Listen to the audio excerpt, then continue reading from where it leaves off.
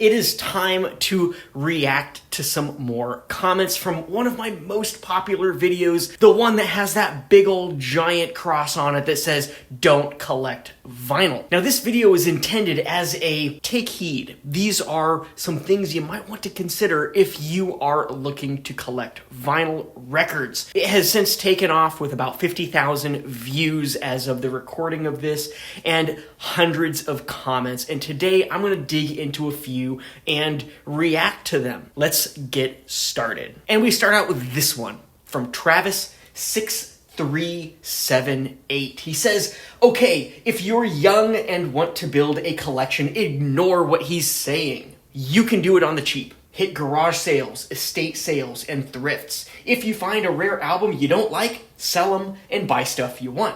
Stay out of the hype and FOMO that many collectors that started anytime after 2008 can fall into, like this guy. Not intended to insult him, just how I see it." Okay, first off, no offense taken, but I will say that I have started about a decade prior to that.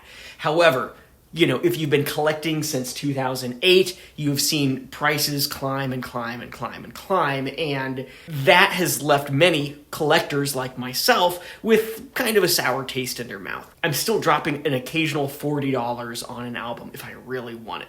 But I agree. You can find albums on the cheap if you really want to. You're just going to have a little bit harder time finding stuff that's more obscure. You may find some common things at thrift stores and garage sales and things like that, but if you are on the hunt for some of those deeper cuts, it might take you a long, long time. Next up is Coochie8157, and I think I pronounced that right. They say, "My rule is, don't buy a record if you won't listen to it cover to cover. If you only like 2 songs on the album, stream it. If I'm buying a record, it's to listen to in its entirety." I love this quote because it is something that I thought of a lot more. If you watched my recent No More Vinyl video, I talk a little bit about this. Albums that I don't necessarily love anymore, or that I just bought on a whim and just never really listened to, filed it away on my big ass shelf and just said, I'm going to listen to it later. I've started actually culling a lot of these out of my collection because I've run out of room. And why have stuff that's not going to get listened to in your collection?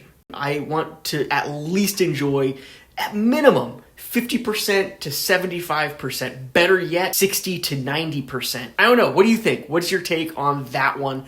Let me know down in the comments. Next is GPTJokes814, and they say, "Vinyl requires time and money, which kind of ensures you will listen to the songs that are really worth listening, and you will invest presence and time into it. It is actually a buffer against buying tons of BS." I would say that I agree with this, but I've seen far too many people spin down the rabbit hole, and I've gone down it myself a couple times. I'm not going to shy away from the blame there. You just start buying stuff because you can and you want to. It's a slippery, slippery slope. And I think this is an issue that you run into if you are a collector, be it of vinyl records or literally anything else. If you have a collection, the slipperiest slope is that of just succumbing to the FOMO, going all in and becoming super, super obsessive to the point where you're spending all your money. Even worse, if you're spending the money you don't have and you are putting it on credit. Next is It's JVCK1, and they say this: "I think that having a healthy relationship with vinyl collecting is possible for anyone, but it's also easy to go off the deep end. I only buy vinyls that I love, and I'm trying to make sure to keep my collection concise, balanced, and not overinflated. And not having everything you want is part of the fun and thrill of collecting vinyl. It's all a journey with no destination. Have fun with the ride and don't get too serious about it." I love your quote. I absolutely love it because it is spot on to how I feel.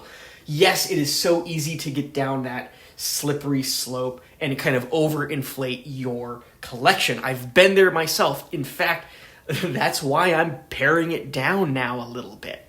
But I also really love what you say about the thrill of collecting vinyl. It's that hunt, right? It's going out and seeking.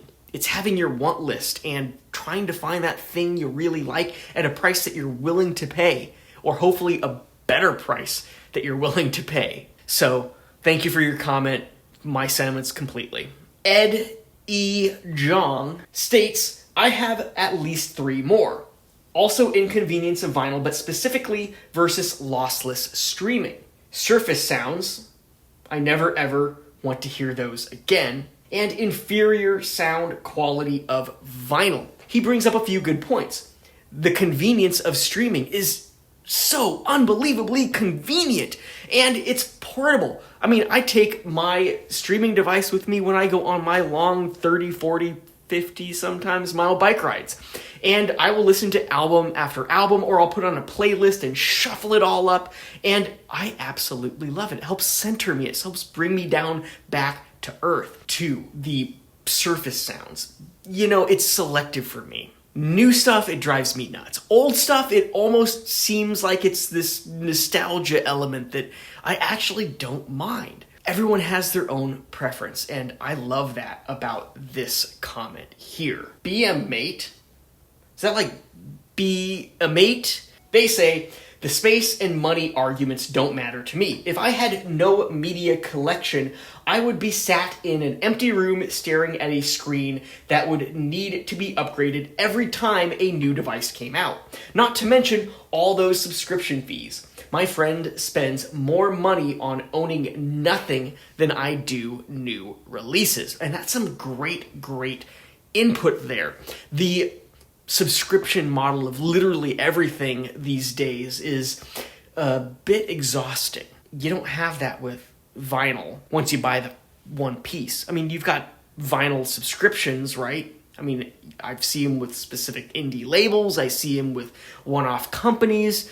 There are all kinds of different subscriptions that you can get into, but most people just buy the one-off records, right? Totally makes sense. And I thank you for your comment, BM mate. Outer Galaxy Lounge states, the paranoia, FOMO, jealousy, and baseless conspiracy mongering that goes on with obsessive record collecting, as demonstrated by this thread, is more proof that the hobby is bad for your mental health. Like anything, it can be bad for your mental health. Collecting can lead to hoarding. Minimalism can lead to just this complete, absolute destitute life where you can't hold on to anything, including your relationships. I mean, there are so many different ways that things can spiral and impact your mental health these days. We all have something, I'm sure. The collecting can definitely spiral out of control. Conspiracy mongering that you can see in the community of vinyl collectors is definitely a thing. Logan DM with 2 A's in Logan states, I no longer collect vinyl. I stopped around 400 albums when I switched to CD. I can be bribed to put you in my will. As a counterpoint, in the old days, one had to buy an album to see if any tracks were worth listening to other than what was played endlessly on the radio. My collection is full of one-hit wonders where 80% of the album has historical value only. Today you can buy vinyl which you know you want and want to listen to. There was and still is a lot of crap out there, but you won't find much of it on vinyl.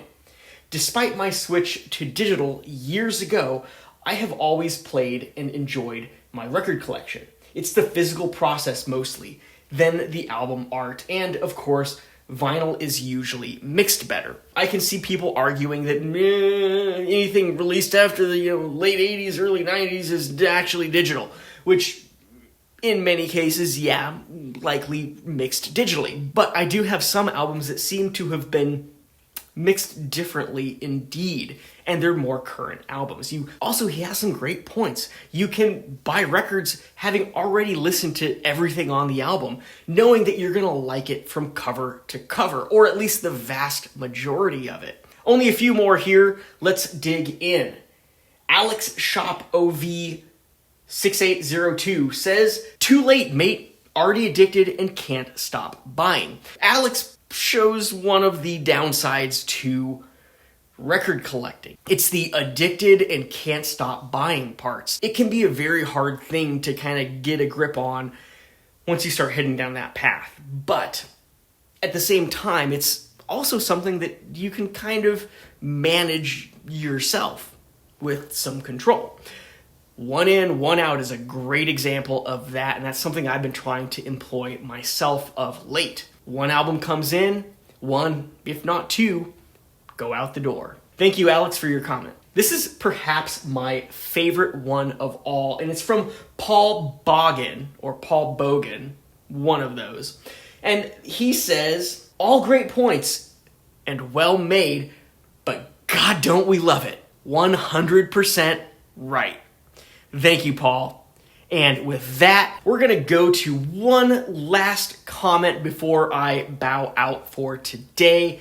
And it is ChimChew3232. And this was actually just posted a few days ago. I get what you're doing, and I appreciate the video. I'm considering getting into collecting. I actually have a single vinyl record with nothing to play it on right now.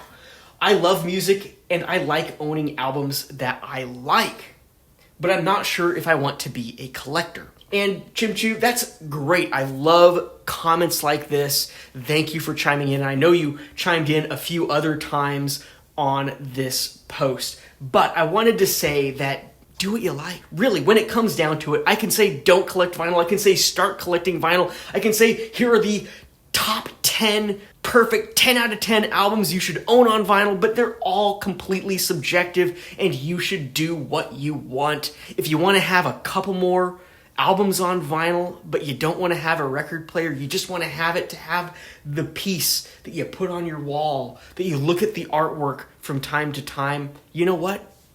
Do it. If that's what makes you happy, that's what makes you happy. And that's what, in my opinion, collecting records is all about. It's the joy of owning the album. It's the joy of listening to it if you have the turntable. And I know about 50% of people who have vinyl records don't actually own a record player. For those of us that do, it's that experience of taking the record off the shelf. It is putting it on the record player, and it is giving it a good old listen through your speakers, through your headphones, or whatever medium you're taking it in. Next, if you want to go see what all that hype is about, check out this video right here. It's my original Don't Collect Vinyl video. 5 reasons you might not want to start a record collection if you haven't started one already. As one troll said it many, many years ago, this dude is a damn nerd. I am Andy, this is the FensePost Vinyl channel, and I'll see you in the next video.